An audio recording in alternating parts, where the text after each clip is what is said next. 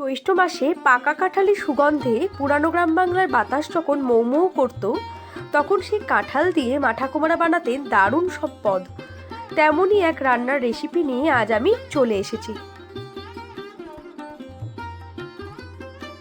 নমস্কার, আমি পাপিয়া।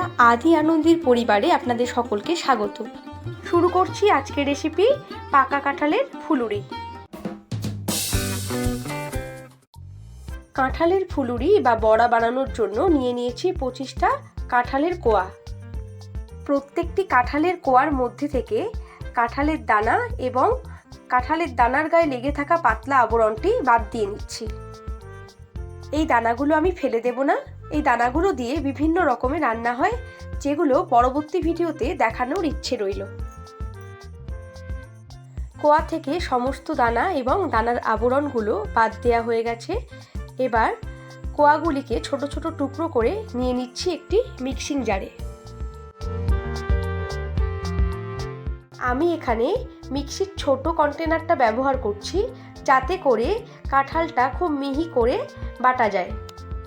রান্নাটিকে সময় উপযোগী করার জন্য আমি মিক্সির ব্যবহার করছি, তবে আগেকার দিনে বেতের ঝুড়িতে ঘষে নিয়ে কাঁঠালের কাঠ বের করা হতো।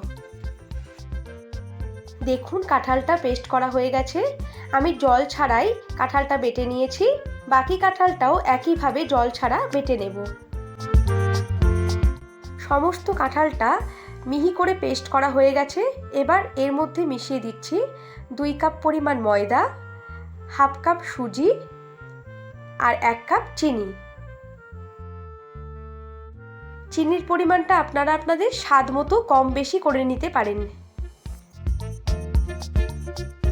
ফুলুরি স্বাদকে আরও সুন্দর করে তুলতে হাফ চামচ মৌরি হামালদিস্তায় থেতো করে এর মধ্যে মিশিয়ে দেব।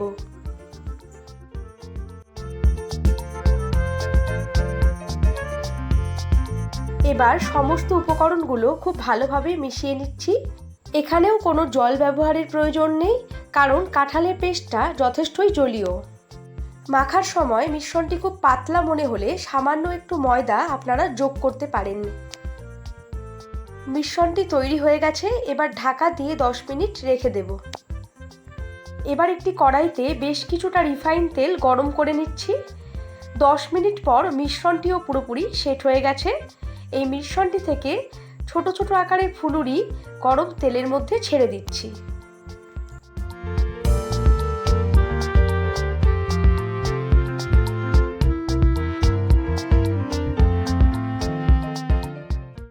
ফুলুরিগুলো লালচে রং ধরা পর্যন্ত ভেজে নিতে হবে।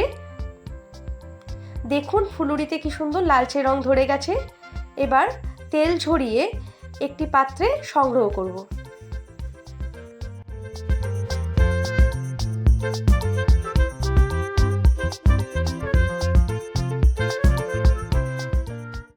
একইভাবে সমস্ত ফুলুরিগুলো গ্যাসের ফ্লেমটা মিডিয়াম টু লোতে রেখে ভেজে নেব। কেননা গ্যাসের ফ্লেমটা হাই থাকলে ফুলুরির ওপরের অংশটা খুব তাড়াতাড়ি ভাজা হয়ে যাবে আর ভিতরের অংশটা কাঁচা থেকে যাবে। তৈরি হয়ে গেল সুস্বাদু, সুগন্ধে ভরপুর, নরম তুলতুলে কাঁঠালের ফুলুরি। আপনারাও বাড়িতে বানিয়ে দেখুন বাংলার এই পুরানো রেসিপিটি, আর কেমন লাগলো অবশ্যই আমাকে কমেন্ট করে জানাবেন। রেসিপিটি ভালো লাগলে লাইক, শেয়ার, কমেন্ট আর আমার চ্যানেলটিকে সাবস্ক্রাইব করার অনুরোধ রইল। আগামী সপ্তাহে চলে আসছি আরও একটি নতুন রেসিপি নিয়ে। আপনারা ভালো থাকুন, সুস্থ থাকুন। ধন্যবাদ।